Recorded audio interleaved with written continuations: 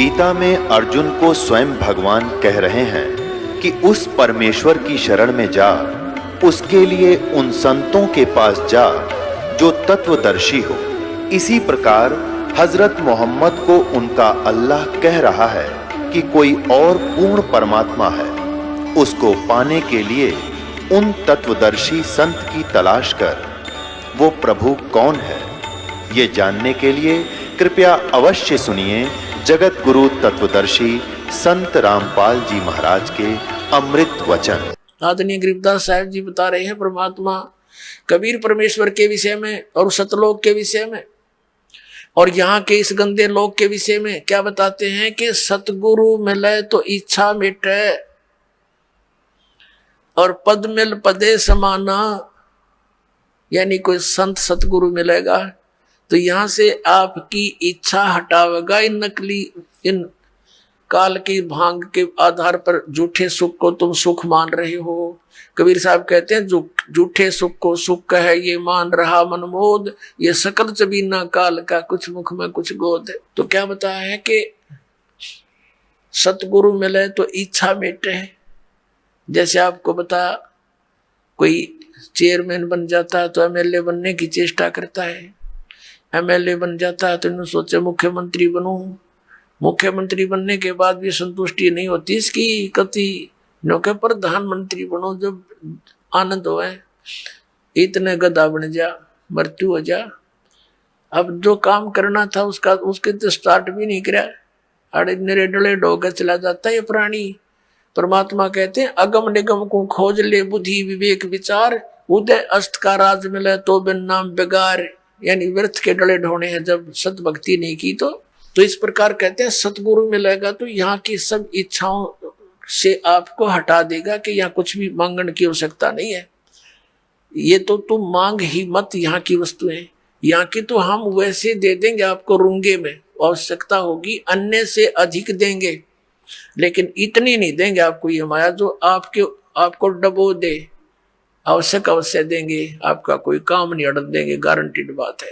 अब क्या बताते हैं सतगुरु मिले तो इच्छा मेटे पद मिल पदे समाना, चल हंसा उस लोक पठाऊं जो आदि अमर अस्थाना। पद मिल पदे समाना ये है पुण्यात्मा सुख संवेद। और इसके एक एक अक्षर का एक विशेष गूढ़ रहस्य है इनके अंदर। इसमें लिखा पद मिल पदे समाना। गीता जी अध्याय नंबर 15 के श्लोक नंबर 4 में कहा कि जब तत्वदर्शी संत मिल जाए उसके पश्चात परमेश्वर के उस परम पद की खोज करनी चाहिए जहां जाने के बाद साधक फिर लौटकर कभी संसार में नहीं आते। एक पद का अर्थ है वे ऑफ वर्शिप, यानी पूजा की पद्धति, और दूसरे पद का अर्थ है जहां जाने के बाद लौटकर नहीं आते उस पद में आप पहुंच जाओगे। सतगुरु मिले तो इच्छा मेटे पद मिल पदे समाना। पद मिलने से, सही पद्धति भक्ति की मिलने से और पद समाना उस सतलोक को प्राप्त हो जाओगे जहां जाने के बाद फिर लौटकर संसार में कभी नहीं आते। सतगुरु मिले तो इच्छा मेटे पद मिल पदे समाना, चल हंसा उस लोक पठाऊं जो आदि अमर अस्थाना। के चल मेरे बच्चे तुझे वहां ले जाऊं जो आदि अमर स्थान है, जहां जाने के बाद कभी लौट कर नहीं वापस आता, जहां जरा मरण नहीं है, वहां किसी चीज का अभाव नहीं है और बहुत सुंदर सृष्टि है वहां की। सब प्राणी एज इट इज है, लेकिन वहां कुत्ते गधे सूर वाली सृष्टि नहीं है, वहां मनुष्य वाली सृष्टि सदाबहार वृक्ष है। ये नकली सतलोक के गुण गाने वाले क्योंकि प्रकाश ही प्रकाश है, भगवान वहां है ही नहीं। वहां तो जीव जाके ऐसे मिल जाता जैसे बूंद समंदर में। फिर वो टिंडे लेंगे हम जाके जहाँ कुछ भी कोई नहीं, उससे तो यही ठीक अपना अंडे जा धक्के खाते। अपने आत्माओं क्या बताते हैं कि चार मुक्ति जहां चंपी करती माया होरी दासी, दास गरीब अभय पद पर से वो मिले राम अविनाशी। कहते जो यहाँ की चार मुक्तियां हैं जिनको तुम यहाँ की अंतिम और सुखदायी मानते हो, ये भी स्थायी नहीं है, ये भी स्वर्ग में गए, महास्वर्ग में गए, समाप्त होते पुण्य फिर नरक में और गधे कुत्ते बन गए। ये तुम्हारे हाथ नहीं रहती सदा। ये चार मुक्ति ये भी नाशवान है। और सतलोक के अंदर गए हुए प्राणी को ये सदा उपलब्ध रहेंगी, कभी नाश नहीं होता। और वो अविनाशी परमात्मा मिलेगा, परम अक्षर ब्रह्म। चार मुक्ति जहां चंपी करती, चार मुक्ति ये तेरी सेवा में रहेंगी, हाजिर खड़ी रहेंगी। ये सुख तुझे वहां सदा बना रहेगा, इसलिए सुख सागर है वो। चार मुक्ति जहां चंपी करती, माया होरी दासी, दास गरीब अभय पद पर से, वो मिले राम अविनाशी। वो अविनाशी राम मिलेगा वहां आपको, और सदा सुखी रहोगे। बोलो सतगुरुदेव की जय हो। परम पिता परमात्मा सर्वशक्तिमान सर्व उत्पादक प्रभु कबीर साहिब जी, कबीर परमेश्वर जी, ये हमारे इष्ट देव हैं, ये हमारे जनक हैं, यही हमारे सर्वम है। आज का जो शुभ समागम प्रारंभ हो रहा है, ये किस उपलक्ष्य में है, ये जानकारी आप जी को देते हैं। इस शुभ समागम का प्रारंभ परमात्मा के यहाँ पृथ्वी पर प्रकट होने के उपलक्ष्य में किया जा रहा है। ये आने वाली ज्येष्ठ सुदी पूर्णमासी, ये वो शुभ दिन है जिस दिन परमात्मा सतलोक से चलकर यहाँ पृथ्वी पर हमें ज्ञान प्रदान करने के लिए, हमारे मूल ठिकाने की जानकारी कराने के लिए आए थे। पुण्यात्माओं, परमात्मा ने ही आकर हमें ज्ञान दिया है कि मनुष्य जीवन केवल परमात्मा प्राप्ति, आत्म कल्याण, शुभ कर्म करने के लिए ही प्राप्त होता है। इसका जो अन्य कर्म हम करते हैं वो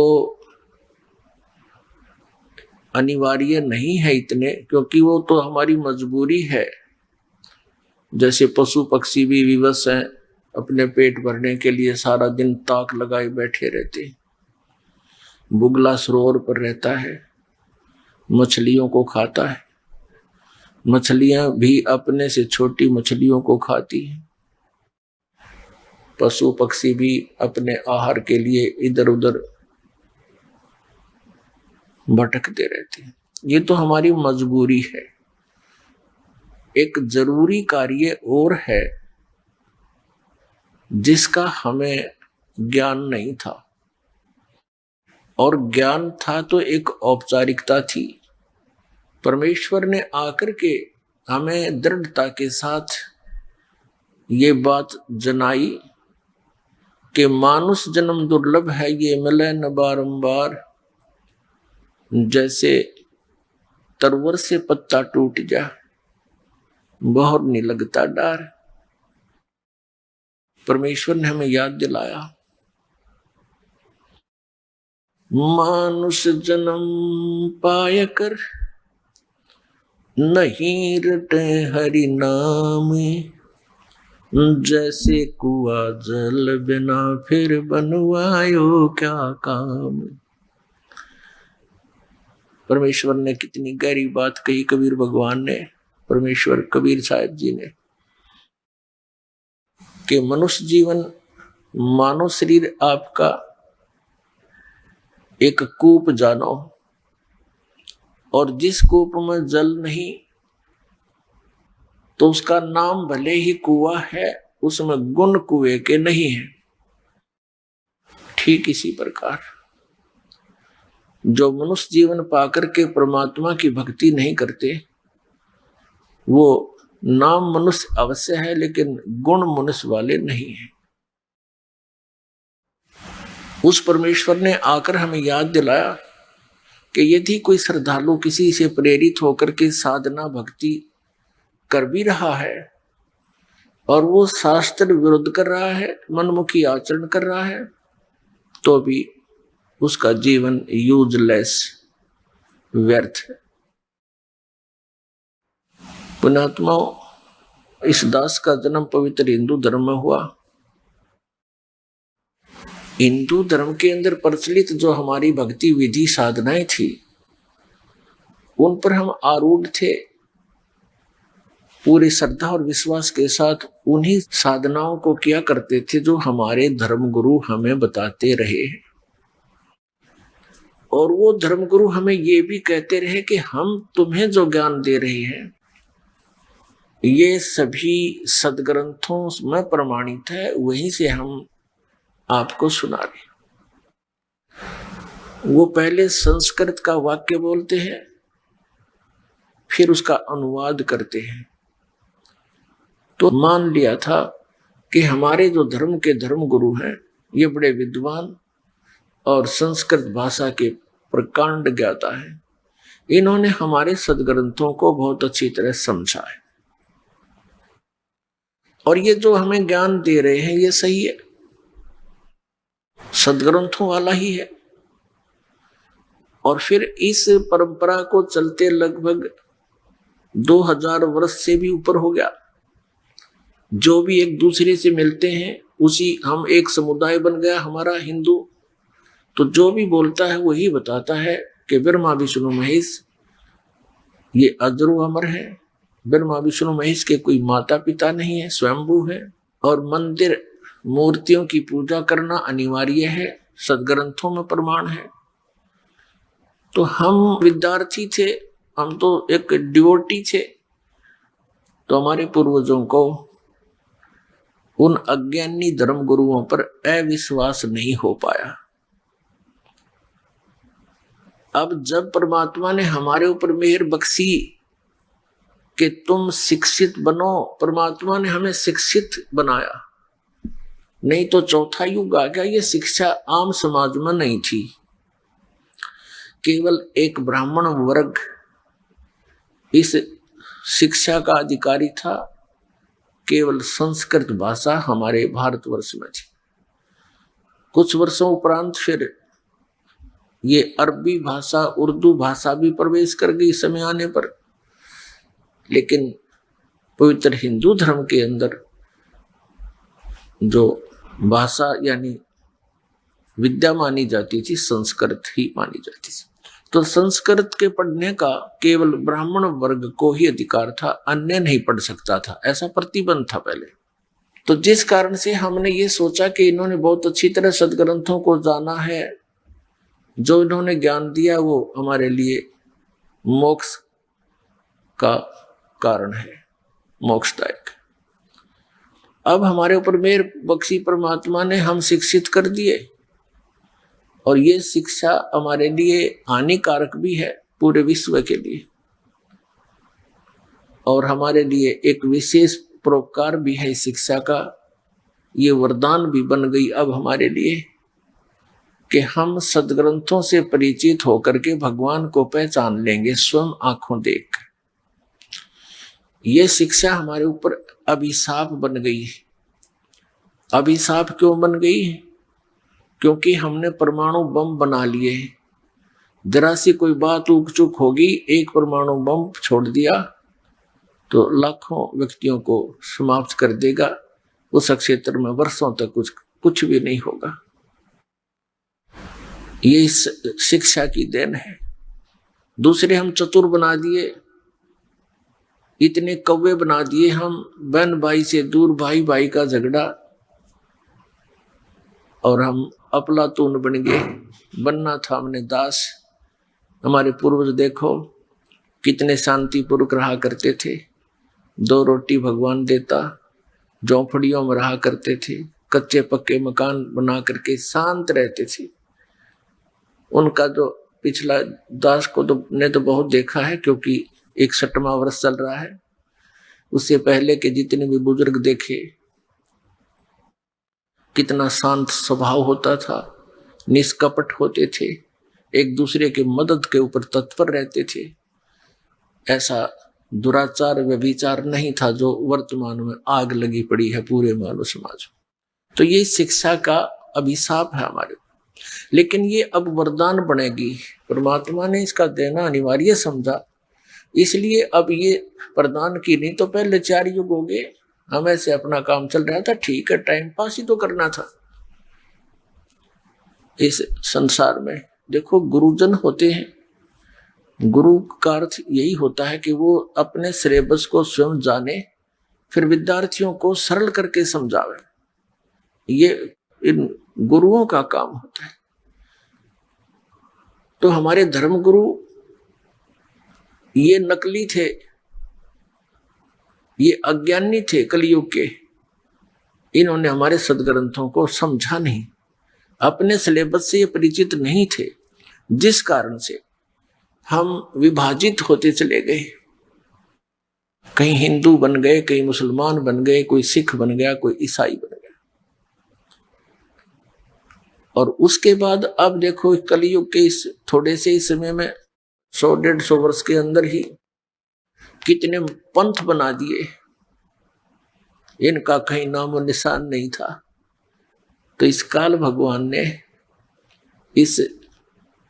इन नकली गुरुओं के कारण, जो ना वेदों को समझ सके, ना पुराणों से परिचित, ना गीता से परिचित, इन्होंने लोक वेद सुना के हमें इतना कर्मकांड में फंसा दिया।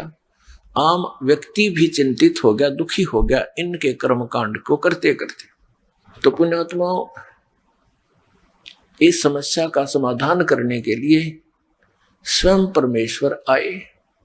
ये परमात्मा 4 युगों में आते हैं।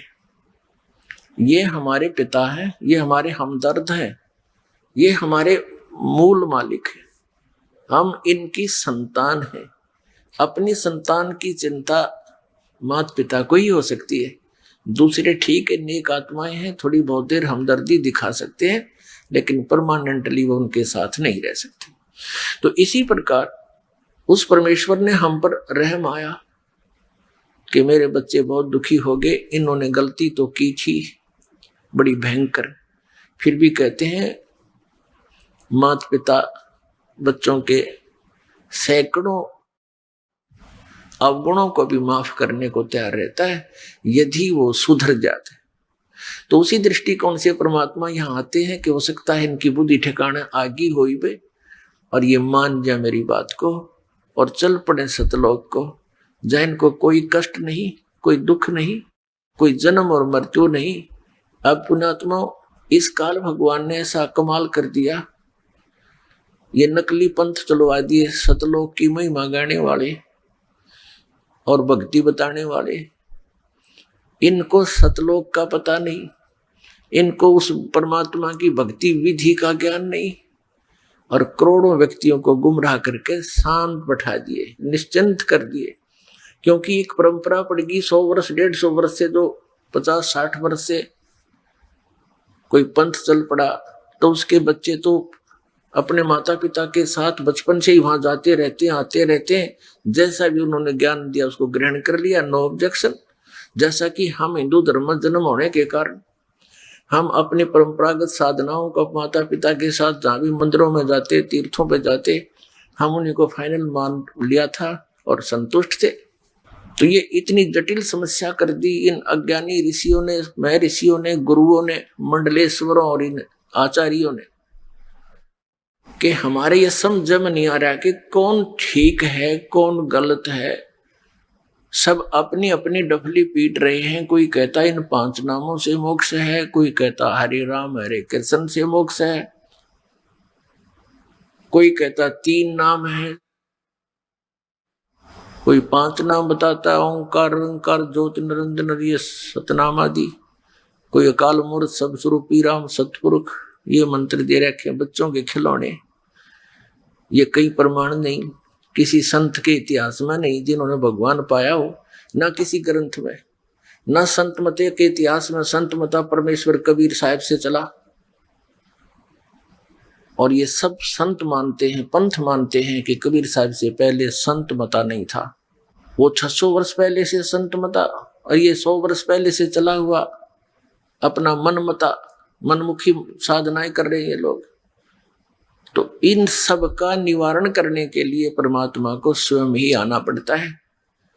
अभी जो जितने भी गुरु हैं, धर्मगुरु हैं, आचार्य हैं, शंकराचार्य हैं या कोई और मंडलेश्वर महंत है, ये परमात्मा के बहुत अच्छे बच्चों में से हैं, यानी पुण्य आत्माओं में से हैं। और ये धनी थे भक्ति के, और ये काल भगवान के फंस गए। इस काल भगवान ने इनको अपने कब्जे में ले लिया, इनको इतना मिसगाइड और प्रभु बना दिया, इतना इनको मिसगाइड कर दिया, भ्रमित कर दिया, अज्ञान बरवा दिया, और फिर इनका रिमोट अपने हाथ में रखता है। तो इन पुण्यात्माओं ने करोड़ों जीवों को अपने सदग्रंथों से हटकर लोक वेद सुना दिया। आप भी पाप के भागी बने, भगवान के बच्चों को मिसगाइड करने का इन्होंने भार सिर पर ले लिया। इनकी वो दुर्गति होगी, आगे चलकर देख लेना पुण्यात्मा। आप तो अभी नहीं समझ पाओगे इस अध्यात्म ज्ञान को, क्योंकि दास इस मार्ग का मास्टर है, अच्छी तरह इस सदग्रंथों को समझा है, परमात्मा ने ज्ञान दिया है, दिव्य दृष्टि यानी दास का ज्ञान योग खोला है। आगे चल के इन नकली गुरु मंडलेश्वरों, आचार्यों, शंकराचार्यों की वह दुर्गति होगी, इनको नरक में ठोका जाएगा। क्योंकि परमात्मा के विधान को त्याग कर अपना मता चलाना, ये संविधान तोड़कर चलने वाली बात है। तो संविधान का उल्लंघन करने वाला वो पाप का भागी और दंड का अधिकारी होता है। पुण्यात्माओं, परमेश्वर ने कहा है कि नौमण सूत उलझिया, ये ऋषि रहे झकमार, और सतगुरु ऐसा सुलझा दे, उलझे ना दूजी बार। परमात्मा ने, कबीर परमेश्वर जी कपड़ा बुना करते थे, सूत होता था एक रील धागे की, वो इतनी मोटी हुआ करती, और वो धागा यदि उलझ जाता तो उसको सुलझाना बड़ा कठिन होता था। एक तो ये ध्यान रखना पड़ता था कि ये इसमें कोई कट ना हो जा, कट लगने से फिर गांठ पड़ेगी, गांठ पड़ने से वो रेजा ठीक कपड़ा बना नहीं, और फिर उसकी कीमत नहीं मिले, वो दिहाड़ी मिले नहीं। जिस कारण से दुल्हे बहुत सावधानी से उनको सुलझा करते थे।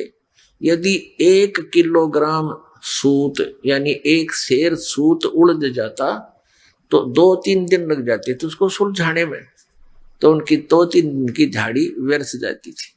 और परमात्मा कहते हैं कि ये तो 9 मन सूत उलझा दिया, एक मन में 40 सेर 40 किलोग्राम, कहते इतना सूत उलझा दिया। यो अध्यात्म मार्ग का 9 मन सूत उलझिया, ये ऋषि रहे झकमार, और सतगुरु ऐसा सुलझा दे, उलझे ना दूजी बार। अब परमात्मा कबीर परमेश्वर जी वो ही लीला करने आते हैं, एक तत्वदर्शी संत की, एक सतगुरु की। पुण्यात्माओं, यह अध्यात्म मार्ग है। आप इस अध्यात्म मार्ग के विद्यार्थी हो, आप स्टूडेंट हो, ये दास टीचर है।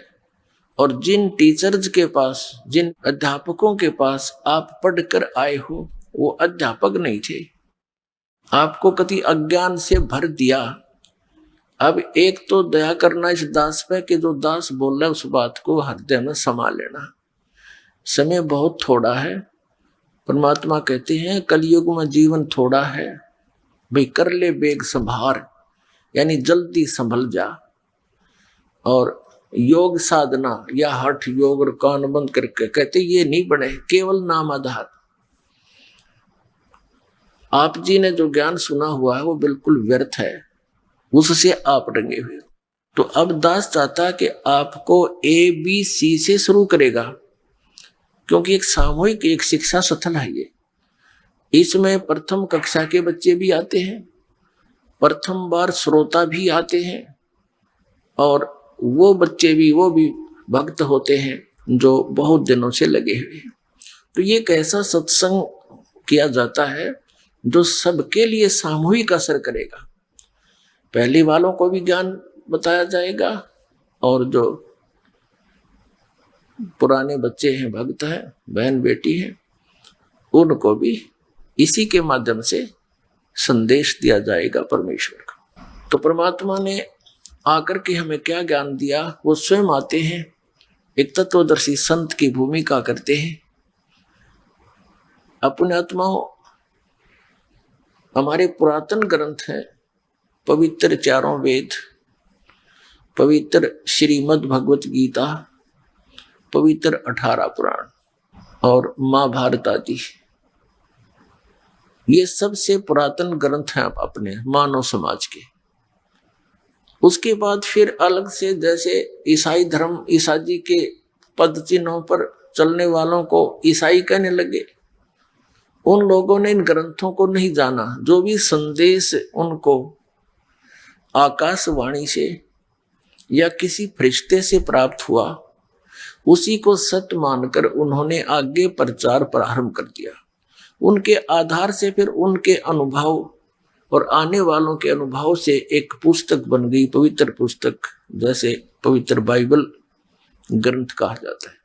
और इसी प्रकार मुसलमान धर्म का जो ग्रंथ है कुरान शरीफ, ये भी हजरत मोहम्मद जी को, जो मुसलमान धर्म का प्रवर्तक माना जाता है, इनको जैसे कोई फरिश्ता आया, उसने ज्ञान सुनाया, आकाशवाणी हुई, या कुछ वे बोलते थे, वे आती हैं। वे कैसे आती हैं? जैसे कोई हजरत मोहम्मद कपड़ा ओढ़ कर लेट जाते थे और अंदर से फिर उसके शरीर से कोई आवाज आती थी, वो लिपिबद्ध की जाती थी, उसको वे बोलते।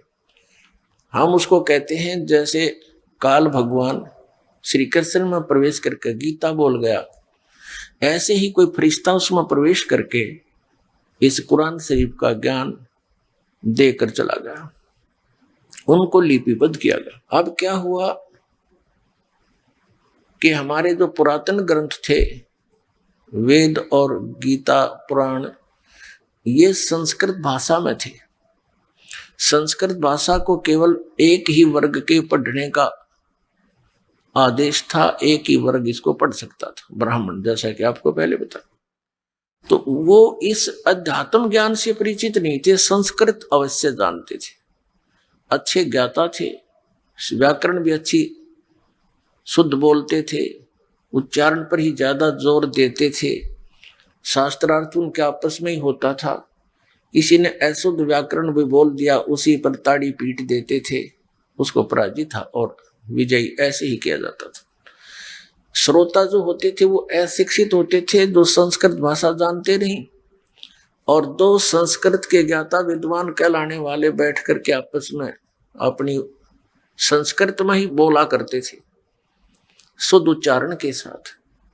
और जिसने अत्यधिक संस्कृत बोल दी, डाटा नहीं डटा, जिसने घनी घोट रखी हो, तो श्रोता उसको विजयी कर देते थे ताड़ी पीट कर, और वो विजयी सिद्ध हो जाता था, चाहे वो किसा अज्ञानी हो। ऐसे ये एक दूसरे में मंडलेश्वर सिद्ध हो गए, और इनको कख नहीं पता था अध्यात्म मार्ग का। तो आज दया करी भगवान ने, प्रथम तो ये रजा करी कि हमें शिक्षा दी, जो कि ना देनी चाहिए थी वो भी देनी पड़ी हमारे को इस नरक से निकालने के लिए। अब जैसे बाल्टी निकालनी होती है कुएं से पानी, तो रस्से के बांध कर उसको कुएं में पटका जाता है, उसको डबोया जाता है पहले और फिर खींचा जाता है, तो कुछ जल लेकर आए। तो ऐसे हमें परमात्मा ने इसमें डबोया, इस शिक्षा के अंदर, और फिर इससे ये अनमोल रत्न निकाल कर हमारे सामने रख दिया। और अब हम किसी के दंत कथा पर विश्वास नहीं करेंगे, अपने सदग्रंथों को ही आधार मानकर साधना भक्ति करेंगे। श्रीमद् भगवत गीता अध्याय नंबर 16 के श्लोक 23-24 में कहा कि अर्जुन, शास्त्र विधि को त्याग कर जो मनमाना आचरण करते हैं, यानी मनमानी पूजाएं करते हैं जो सदग्रंथों में वर्णित नहीं है, तो वो अपना जीवन नाश कर रहे हैं। उनको न तो कोई सुख प्राप्त हो, न उनकी सिद्धि हो, और न ही उनको कोई परम गति प्राप्त हो, अर्थात व्यर्थ। फिर 24वें श्लोक में कहा कि अर्जुन, इससे तेरे लिए इस कर्तव्य और अकर्तव्य की अवस्था में, यानी कौन सी साधना करनी चाहिए कौन सी ना करनी चाहिए, शास्त्र ही प्रमाण है। इसलिए तू शास्त्रों को आधार मानकर भक्ति करना, किसी के लोक वेद पर विश्वास मत करना। तो पुण्यात्माओं, हमारे को सारा ही लोक वेद सुना रखा था। अब लोक वेद किसे कहते हैं? परमेश्वर ने इस सत्य ज्ञान को हमें हजम कराने के लिए अपने ही ऊपर सब प्रमाण उदाहरण दिए। क्या बताया? पीछे लग गया जाऊं था मैं लोक वेद के साथ, रास्ते में सतगुरु मिले दीपक दे दिया हाथ। क्या बताते हैं भगवान? जैसे ये दास पहले हनुमान पुजारी था, बाबा श्याम जी की पूजा करता था। भगवान श्री कृष्ण विष्णु एक विशेष इष्ट थे, विशेष श्रद्धा थी इनमें, और साथ साथ में भगवान शंकर, भगवान गणेश, माता गौरी, लक्ष्मी माता, दुर्गा माता, यानी जो भी देवता सुप्रसिद्ध से होते थे, हम सभी की आड़ लेते थे, सभी की पूजा करते थे, सबसे ही अर्ज किया करते थे कोई सुख या दुख की झलक होती थी। और उनको करते करते भी हमें बहुत से सुख हुए। जैसे बच्चा पढ़ता है, शिक्षा में सफल हुआ, परीक्षा में सफल हुआ, तो अपने हनुमान जी की जय हो, बाबा श्याम जी की जय हो, भगवान कृष्ण ने बड़ी दया करी, ये तो संकट मोचन ही है हनुमान जी, तो भगवान कृष्ण जी ने ऐसे दया कर दी। तो हम बच्चे थे, जैसा भी यही हमें बहुत था कि हमारे इन भगवानों ने हमें पास कर दिया, सफल किया। फिर सर्विस प्राप्त हुई, अपने इन्हीं भगवानों के शुक्र मनाए। फिर पुत्र पुत्रियां प्राप्त हुई, फिर इन भगवानों के शुक्र मनाए। और ऐसे सुख जो हो रहे थे, हम सोच रहे थे ये भगवान श्री कृष्ण, भगवान विष्णु, श्री हनुमान जी और बाबा श्याम जी दे रहे हैं। तो अब बच्चे समझदार हो गए हैं इस ज्ञान के, दास के तत्व ज्ञान से। तो अब बहुत से समझदार होकर के कुछ एक दूसरे से डिस्कस भी करते हैं। कहते हैं एक समय एक आपस में दो भक्त डिस्कस कर रहे थे कि भी किसकी पूजा करते हो। एक कहने लगा मैं बाबा हनुमान जी की, लाल लंगोटे वाले की। तो कहते हैं भाई सुन, एक भगत ऐसे ही हनुमान जी की पूजा कर रहा था, हनुमान जी प्रसन्न हुए, अब मांग भाई के मांगेगा, क्या मांगता है बच्चा मांगो। अब बच्चे ने के मांग रहा था, ने बोला जी बढ़िया सी पैंट कमीज दे दो। ने बोला भाई मैं लंगोट मारूं, तेरे से ही कहां से लाऊंगा, मैं ही एक लंगोट में टाइम पास करता हूं, आपके लिए कहां से लाऊं मैं। और हनुमान जी ने ये कहा था कि भाई राम की भक्ति करो, किसी और की नहीं। तो पुण्यात्माओं, ऐसे ही आप समझना ना, भगवान श्री राम ने कभी कहा मेरी भक्ति करो, वो स्वयं भगत थे। न श्री कृष्ण जी ने कभी कहा मेरी भक्ति करो, वो स्वयं भगत थे, भक्ति करते थे। राम कृष्ण से कौन बड़ो, उन्हों भी गुरु की ने, तीन लोक के वे धनी, गुरु आगे अधीन। परमात्मा कबीर साहब कहते हैं कि सभी रामचंद्र को भजत हैं, जान मुक्ति को धाम। और रामचंद्र ने वशिष्ठ गुरु किया, अरुण को दिया उसने ओम नाम। अब कितनी गहरी बात कही है कि ये और तो श्री रामचंद्र जी की भक्ति करें, अकियो मोक्ष करेगा। अपने मोक्ष के लिए श्री रामचंद्र जी ने वशिष्ठ गुरु जी से दीक्षा ली, उसने उसको ओम नाम दिया कि इसका जाप कर तू, तो ये रामचंद्र जी आपको कैसे मोक्ष दे देगा। तो इस तरह के परमात्मा ने आकर के ये उदाहरण, अनमोल ज्ञान, सूक्ष्म वेद प्रदान किया। परमेश्वर ने जो अपने मुख कमल से ज्ञान कहा स्वयं आकर के, उसको सूक्ष्म वेद बोलते हैं, उसको पांचवा वेद कहते हैं, उसको सच्चिदानंद घन ब्रह्म की वाणी कहते हैं। तो पुण्यात्माओं, जो प्रसंग चल रहा है कि परमात्मा ने कहा कि पीछे लग गया जाऊं था लोक वेद के साथ, रास्ते में सतगुरु मिल गए, ये दीपक दे दिया हाथ। अब अंधेरे में जा रहे थे, दिशा मिली नहीं, क्योंकि हम भक्ति के सफर के हम यात्री हैं, और हम जिस भक्ति वाले सफर पर चल रहे थे, आगे चलकर हम जैसे भी साधनाएं कर रहे थे, आगे चलकर परमात्मा यानी सतगुरु मिल गए, उन्होंने हमें तत्व ज्ञान रूपी दीपक दे दिया। इस तत्व ज्ञान रूपी दीपक की रोशनी में हमें पता चला कि हमारी दिशा गलत है, और जिन भगवानों को हम अजरो अमर मानकर और मुक्ति का धाम मानकर, मोक्षदायक मानकर, संकट निवारण करने वाले मानकर हम इन पर आश्रित थे, वो हमारी आंखें खुल गई। अब जैसे श्रीमद् भगवत गीता अध्याय नंबर 2 के श्लोक नंबर 46 में कहा कि अर्जुन, बहुत बड़े जलाशय की प्राप्ति के उपरांत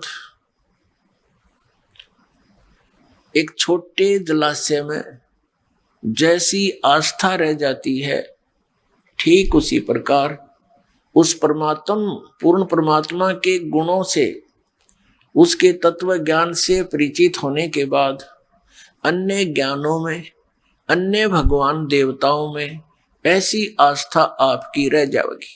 कैसे रहेगी कि जैसे एक छोटा सा तालाब होता है, जलाशय, एक वर्ष वर्षा ना हो तो वो सूख जाता है, उस पर आश्रित प्राणी भी उसका संकट का सामना करते हैं और वहां पर तड़फ तड़फ कर मर जाते हैं।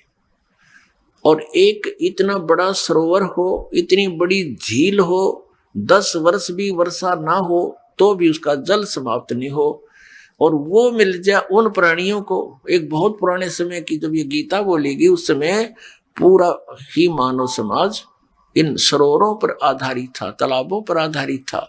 इतना गंद नहीं था जो अब है।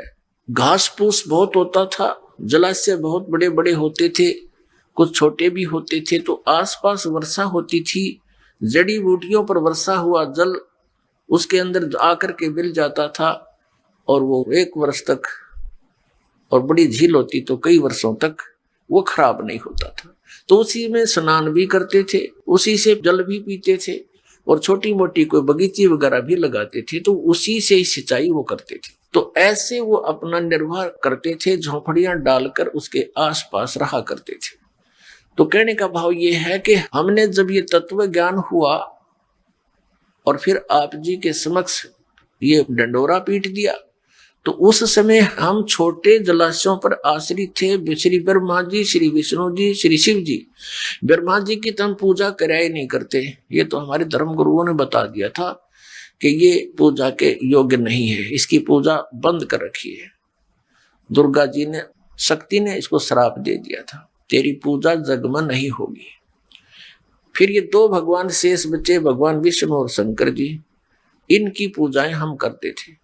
तो ये भगवान बुरे नहीं है, लेकिन ये हमारे लिए सफिशिएंट नहीं, पर्याप्त नहीं है। जैसे उस जलाशय का, छोटे जलाशय का जल वो बुरा नहीं था, लेकिन वो पर्याप्त नहीं था, उसमें कभी भी आपत्ति का सामना करना पड़ सकता था, वो स्वयं भी सूख जाता है और उसके आश्रित भी तड़प तड़प कर भुगत कर मर जाते हैं। तो इसलिए वो बुरे नहीं थे। और ऐसा कौन अनजान होगा जिसने बड़ी लेक मिल जा और फिर जोड़ पर बैठा रहे उस तालाब पर, पता नहीं कब वर्षा ना हो तो समाप्त हो जाए, ऐसा अनजान कोई नहीं होगा। तो परमात्मा ने कहा है कि पीछे लग गया जाऊं था मैं लोक वेद के साथ, रास्ते में सतगुरु मिल गए, दीपक दे दिया हाथ। अब जैसे ये इस एक छोटे जलाशय को, जिसमें 1 वर्ष के बाद वर्षा ना होने से वो सूख जाए उसका जल, और उसको कोई ये बता रहा है कि ये तो 100 वर्ष भी नहीं सूखा है, ये कभी सूखता ही नहीं, ऐसी कोई व्याख्या कर रहा है, तो कितना या तो वो स्वार्थी है या कोई शराबी या कति महामूर्ख। 1 वर्ष वर्षा ना हो उस सूखने वाले जलाशय को कोई ये कहे कि 100 वर्ष वर्षा ना हो तो बिना सूखते, ये तो ऐसा जलाशय है। तो ये इस 3 टाइप का व्यक्ति हो सकता है, या तो कति अज्ञानी, या कहीं कोई भांग पी रहा है, या कोई बकवादी है, स्वार्थी है कि यहीं पड़े रहे, तेरी दुकान चलती रहे। तो पुण्यात्मा, हमारे धर्म गुरुओं ने हमारे साथ ऐसा कर रखा था, पवित्र हिंदू धर्म के इन आचार्यों और शंकराचार्यों। पुण्यात्मा, हम भक्ति मार्ग से दूर हो गए और आपस में हम ऐसे लड़ते रहे जैसे हिंदू और मुसलमानों का आपस में झगड़ा कराना हमारे धर्म गुरुओं का, दोनों धर्म गुरुओं का, हिंदुओं का और मुसलमानों का कर्तव्य बन गया था। जरा सी कोई बात कह दे सच्चाई तो उसको मार दो, काट दो, हमारे धर्म की बेइज्जती कर दी। ये शिक्षा दे रखी हमारे, तो आपस में कट मरना, लड़ मरना, पहले बात को सुने, समझे, तय तक जावे, जब फैसला ले। तो ऐसा हमारा इन्होंने अंडोला बना रखा था। तो अपने आत्मा थोड़ा समझना पड़ेगा, गहराई से सोचना पड़ेगा। तो यहाँ ब्राह्मण शब्द का अर्थ किसी जाति विशेष से नहीं है। ब्राह्मण वही है, जैसे अब परंपरागत तरीके से हम देखें तो पंडित यानी ब्राह्मण उसको कहते हैं जिसने किसी एक विषय में कोई उसका जो सफलता प्राप्त कर रखी हो, उसको पंडित बोलते हैं। जैसे शास्त्री कहते हैं, पहले पंडित की उपाधि प्राप्त करने वाला एक विषय का आचार्य होता था, वो 2 का भी हो सकता था, 3 विषयों पर भी वो पंडित हो सकता है। पंडित माने विद्वान व्यक्ति। तो दास का जो सत्संग के वचन जो होंगे परमात्मा कबीर जी द्वारा बताए हुए, और केवल उन्हीं को असर करेंगे जो गुरु पद पर बैठे हैं, चाहे वो किसी भी जाति मजहब के हैं। जो मिसगाइड कर रहे हैं परमात्मा के बच्चों को, तो उन गुरु कहो, उन्हें ब्राह्मण कहो, उन्हें पंडित कहो। हिंदू धर्म के गुरु जो थे ब्राह्मण कहलाते थे। ब्राह्मण सोए जो ब्रह्म पहचाने, यानी ब्राह्मण का अर्थ है जिसने भगवान को जान लिया, वो ब्राह्मण है। तो हम उन गुरुओं को ब्राह्मण कहो चाहे गुरु कहो, क्योंकि गुरु वही होता है जिसने भगवान को अच्छी तरह समझा, जाना, सिलेबस को पढ़ा हमारे सदग्रंथों में। तो दास का उद्देश्य उन ब्राह्मणों से नहीं है जैसे कोई वैद था और बहुत बड़ा अच्छा मास्टर था अपने जॉब का, नब्ज पकड़ता था, बीमारी जान लेता था, औषधि देता था, स्वस्थ हो जाते थे। तो इतना प्रसिद्ध हो गया, फिर उनकी 1-2 पीढ़ी भी थोड़ा बहुत कार्य, 1-2 बच्चा उस वैद्य के कार्य को करता रहा। तो उन सभी उनके वंशजों को, आने वाली पीढ़ियों के सभी बच्चों को ये कहने लगे ये वैद्य है, और वो भी फिर अपने आप को वैद्य कहने लगे, एक सरनेम सा बन गया। हालांकि वो आज भी विद्यमान है ऐसे बच्चे जो वैद्य लिखते हैं अपना सरनेम, और वो जानते नहीं पेट के दर्द की दवाई, औषधि, और वो भी वैद्य कहलाते हैं। तो यदि कोई डॉक्टर वैद्य और वैद्य की दवाई के विषय में ही बोलता है कि उस वैद्य की औषधि ठीक नहीं है, वो हानिकारक है, तो वो उन वैद्यों पर असर नहीं हो रही जो केवल परंपरागत वैद्य कहलाते हैं। लेकिन जो औषधि दे रहा है और अब भी वैद्य का काम कर रहा है, उनसे संबंधित है ये बात। जैसे मेरे पूज्य गुरुदेव जी ये इस परंपरागत वैद्य की तरह ब्राह्मण जाति से थे, लेकिन वो कभी अपने आप को पंडित ब्राह्मण नहीं कहते थे। कहता मेरा जन्म ब्राह्मण वर्ण में है, लेकिन मैं पंडित नहीं, ब्राह्मण नहीं हूं। जैसे कोई वैद्य की दृष्टांत से आप अच्छी तरह समझ गए होंगे कि कोई व्यक्ति डॉक्टर की कोई भी औषधि नहीं जानता है और 2-4 गोली याद कर ली टेबलेट के नाम, तो वैद्य नहीं बन जाता वो। तो उसने कोई कहा वैद्य जी आप वैद्य हैं? हाँ जी। तो मुझे कुछ दवाई दे दो। वो कहेगा नहीं, मैं वो वैद्य को नहीं जैसा तू समझ रहा है। तो यही बात हमारे पूज्य गुरुदेव जी कहा करते थे कि मैं वो ब्राह्मण ना हूं जैसा तुम जब समझते हो, मैं संत हूं। और मेरे दादा गुरु जी थे, वो जाट जाति में जन्मे थे, गांव छावला, दिल्ली के अंदर नजफगढ़ के पास एक गांव है छावला, वहां के जाट थे। और हमारे परदादा गुरु जी गरीबदास जी के पंथ के संत थे, और वो 16 वर्ष की आयु में ही गांव से बाहर का बाहर खेतों से ही उसकी बातों से प्रभावित होकर उसके साथ चला गया था। आइए अब हम उन श्रद्धालुओं के अनुभव जानते हैं जो जगत गुरु तत्वदर्शी संत रामपाल जी महाराज जी से दीक्षा प्राप्त कर चुके हैं तथा उनके द्वारा बताए गए भक्ति मार्ग पर चल रहे हैं। नमस्कार सर। सत साहेब। सर क्या नाम है आपका? मेरा नाम पति रामदास है, ग्राम सिरना भाठा, धमधा, दुर्ग जिला छत्तीसगढ़ से हूँ। सर संत रामपाल जी महाराज से नाम दीक्षा आपने कब ली? 31 जुलाई सन 2016 को मैं संत रामपाल जी महाराज से नाम दान लिया। सर अभी तक क्या क्या भक्ति साधनाएं की हैं आपने? संत रामपाल जी महाराज से नाम दीक्षा लेने के पहले मैं सभी देवी देवताओं का पूजा करता था। यहाँ तक कि मैं 38 साल तक गायत्री परिवार में रह करके पूजा पाठ, यहाँ तक कि मैं 2 बार अपने गांव में गायत्री यज्ञ भी करवाया। सभी देवी देवताओं का मैं पूजा करता था। और मैं पूजा करते करते ये देखता था कि मुझे इससे कोई लाभ नहीं हो रहा है, ये क्या माजरा है। क्योंकि गायत्री परिवार में बोलते हैं कि दहेज प्रथा बंद करो, दहेज प्रथा बंद करो। और जब दहेज आता है तो सब दहेज उठा करके ले जाते हैं। और दूसरी बात है, मृत भोजन 100 गौओं के हत्या के बराबर है, ऐसा कहते हैं। और किसी के यहाँ मृत्यु हो जाता है तो कोई 3 नहावन नहा रहा है, कोई 5 नहावन नहा रहा है, कोई 10 नहावन नहा रहा है, और लड्डू पेड़ा जो भी बन रहा है उसको खा रहे हैं। जबकि मार्कंडे पुराण में 40 पृष्ठ पर दिया है, जब आदमी मरता है तो उसको यम के दूत घसीटते हुए यम लोग ले जाता है दक्षिण दिशा की ओर। उस समय उसका शरीर को कुत्ते, बिल्ली और गिद्ध नोचते हुए ले जाते हैं, उसको घसीटते हुए जानवर की तरीके से ले जाते हैं। और उनको नरक तक जाने में 12 दिन का समय लगता है। ये मैं पहले पढ़ चुका था। और नरक जाने के लिए अगर 12 दिन लगता है तो 10 दिन में लोग 10 गात्र कर रहे हैं और 10 हलवा पूड़ी खा रहे हैं। किस लिए खा रहे हैं? कि हमारे माता पिता को घसीटते हुए यम के दूत ले जा रहे हैं। इस बात को सोच करके मेरा दिल हिल जाता था और मेरा मन है उधर से धीरे धीरे करके खिन्न होता गया। और मैं उस रास्ते से थोड़ा दूर होते गया। जाता था, वैसे पूजा पाठ जैसे होता था वैसे जाता था, पर मेरा मन नहीं लगता था। क्योंकि उनके कथनी और करनी में बहुत अंतर है। कहते कुछ और हैं, गायत्री परिवार के लोग कहते कुछ और हैं, करते कुछ और हैं। जैसे कि मैंने बताया है कि जो दहेज प्रथा है उसको बंद करना है। दहेज प्रथा बंद नहीं करते और मृत भोज भी करते हैं, ये भी करते हैं। तो ये तो आपके करनी और कथनी में अंतर है।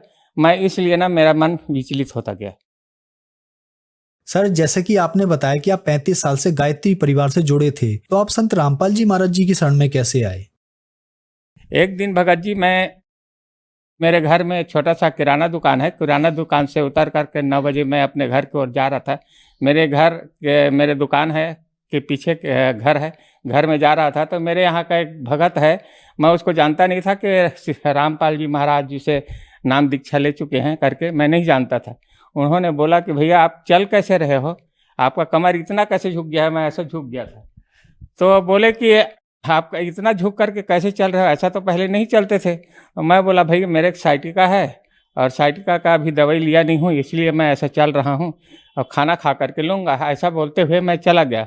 दूसरे दिन वो पुस्तक लेके आए, ज्ञान गंगा और गीता तेरे ज्ञान अमृत और ये देवी भागवत वेद लेकर के आए। उन्होंने बोला भैया इसमें देखो ऐसा ऐसा लिखा है, आप तो गायत्री परिवार से जुड़े हुए हो, सभी ग्रंथों को आप जानते हो, सबकी जानकारी आपको है, मैं जानता हूँ कि आप ऐसा ऐसा काम करते हो, मेरे को नामदान भी दिलाया हो गायत्री परिवार में, तो आपको मेरे बात मानना पड़ेगा और मेरी बात मान करके आप रामपाल महाराज जी से नाम दीक्षा ले लो और आपका ये बीमारी ठीक हो जाएगा। तो मैं बोला भैया मैं तो गुरु बना लिया हूँ, दूसरा गुरु कैसे बनाऊँगा?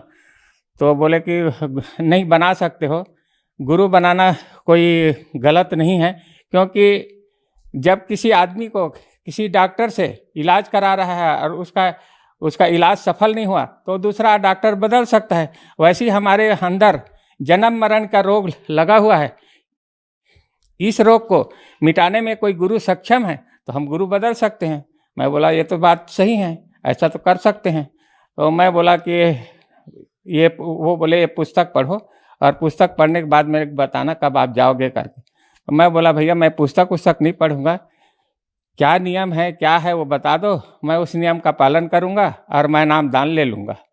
तो बोले कि नहीं फिर भी पढ़ लो। बोले मैं नहीं पढ़ूंगा, मैं बाद में पढ़ूंगा, आपके कहना मानूंगा। आप मेरे कहना मान करके आप गायत्री परिवार से नाम दान लिए थे तो मैं आपके कहने से रामपाल को अपना गुरु बना लूँगा, इसमें क्या हर्ज है, पर क्या नियम है उसको मैं बाद में पढ़ूंगा, आप मेरे को नामदान दिला दो। तो उन्होंने मुझे ले जा कर के फिर संत रामपाल जी महाराज से मैं सूर्यगांव में जा कर के नामदान लिया। सर, संत रामपाल जी महाराज से नाम दीक्षा लेने के बाद आपको क्या लाभ मिले? पहले लाभ तो ये हुआ कि मैं जिस परमात्मा की खोज में था वो परमात्मा मुझे मिल गया, वो सबसे बड़ी लाभ हुई। और दूसरी बात यह है कि मेरी बीमारी से जो साइटिका था वो साइटिका ठीक हो गया। अभी मैं कोई दवाई वगैरह नहीं लेता हूँ। डॉक्टर ने बताया कि आप इस दवाई को लोगे तभी आप ठीक रहोगे और आपका L4 और L3 हड्डी, जो रीढ़ की हड्डी है उसका नंबर होता है, L3 और L4 के बीच में 3 mm का गैप हो गया है, वो गैप भरेगा नहीं और आप ज़िंदगी भर ऐसे ही रहोगे। आपको दवाई खाना पड़ेगा और दवाई खाओगे तो आप ठीक रहोगे, नहीं तो आपको ये तकलीफ़ होगा। तो मैं बोला कि चलो दवाई खाना ही पड़ेगा।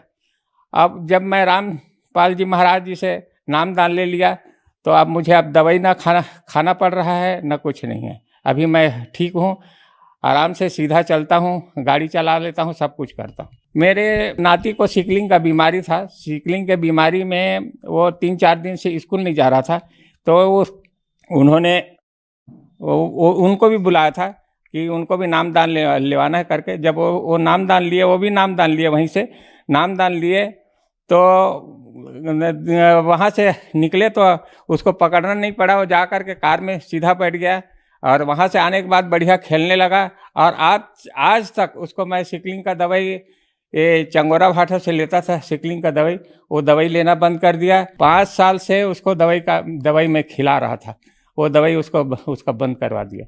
सर, आपने यहाँ एक बीमारी का जिक्र किया, सिकल सेल। क्या आप हमारे दर्शकों को बता सकते हैं कि ये सिकल सेल की बीमारी क्या होती है? सिकलिंग का बीमारी ये है कि उससे खून का दौरा सही नहीं होता है। सिकलिंग है, उसमें जो जीवाणु होता है वो अंडाकार होता है, परंतु सिकलिंग में उसका जीवाणु है हंसियाकार हो जाता है ऐसा, और वो जब चलता है खून तो उसमें फंस जाता है, एक दूसरे में फंसता है और उसमें खून में रुकावट होता है। इसलिए उसमें क्या है, शरीर में गांठ में दर्द होता है, तो उसको दर्द होता था और वो चल नहीं पाता था। और डॉक्टर बताया था उसको कि इसको 35 साल के बाद ही ये बीमारी ठीक होता है, अगर ठीक होना रहता तो 35 साल इसको दवाई खाना पड़ेगा, ऐसा डॉक्टर ने बताया था। संत रामपाल जी महाराज की दया से अब वो बीमारी ठीक हो गया है और अभी बढ़िया है।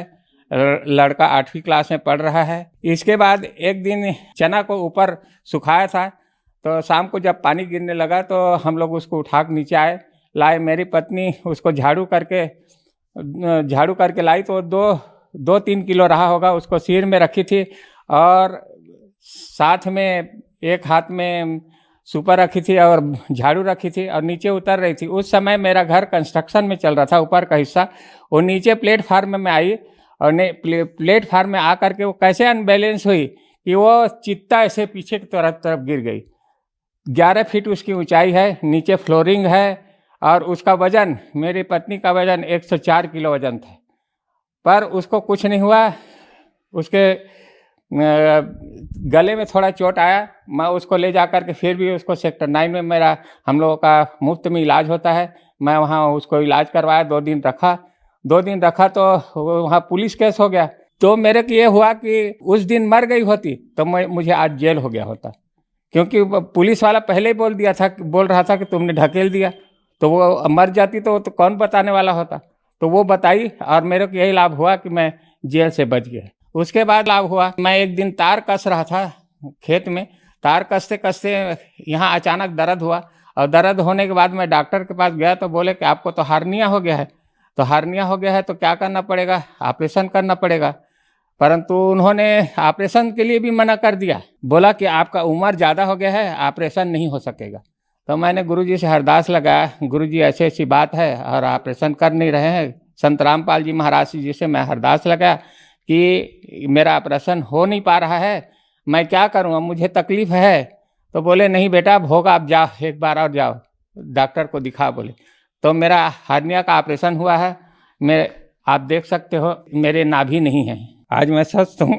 उसके बाद मेरा एक और लाभ हुआ कि जबलपुर में ये कबीर प्रकट दिवस हो रहा था, वो 17 तारीख को हुआ। तो 14-15 तारीख को, 17 तारीख तो कार्यक्रम होना था, 14-15 तारीख को मेरे घर में ट्यूबवेल है, वो ट्यूबवेल में पानी आना बंद हो गया।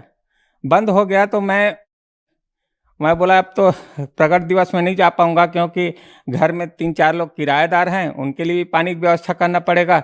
घर में जानवर है, उनके लिए भी पानी की व्यवस्था करना पड़ेगा। क्या करूं परमात्मा करके मैं रात भर रोते रहा। और उसी दिन शाम के समय पानी गिरा था, हल्का पानी गिरा था। हमारे भाठा एरिया करके वहाँ पानी बह जाता है, तो धार थोड़ा बहा था। तो मेरे यहाँ पत्नी सवेरे उठी, आज पानी गिरा है तो हो सकता है धार आ गया होगा करके। तो उन्होंने पंप को चालू किया तो एकदम लाल पानी निकला और पूरा आंगन भर लाल हो गया। 2-3 गुंडी में भरे, 2 ड्रम था उसमें भर दिए और भरने के बाद उन्होंने बंद कर दिया।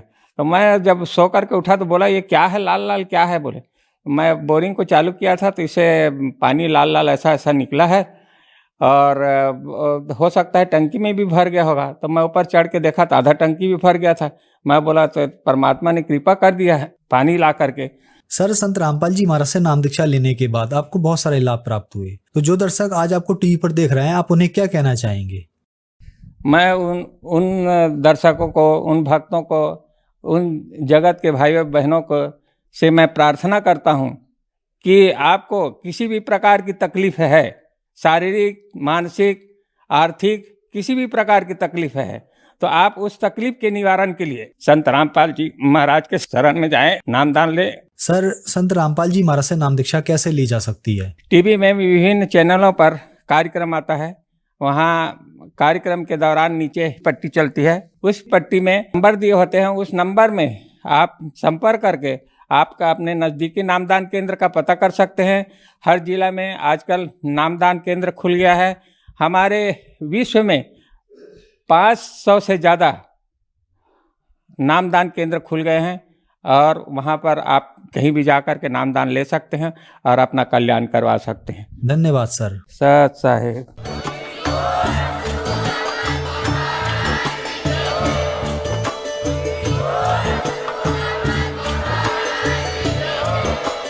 आप सुन रहे थे जगत गुरु तत्वदर्शी संत रामपाल जी महाराज जी के मंगल प्रवचन। अधिक जानकारी के लिए विजिट कीजिए हमारी वेबसाइट www.jagatgururampalji.org। संत रामपाल जी महाराज जी के शुभ आशीर्वाद से पूरे विश्व भर में 500 से भी ज्यादा नाम दीक्षा केंद्र हैं, जिन पर संत रामपाल जी महाराज जी द्वारा ऑनलाइन निशुल्क नाम दीक्षा दी जा रही है। अपने नजदीकी नाम दीक्षा केंद्र का पता करने के लिए संपर्क करें 8222880541।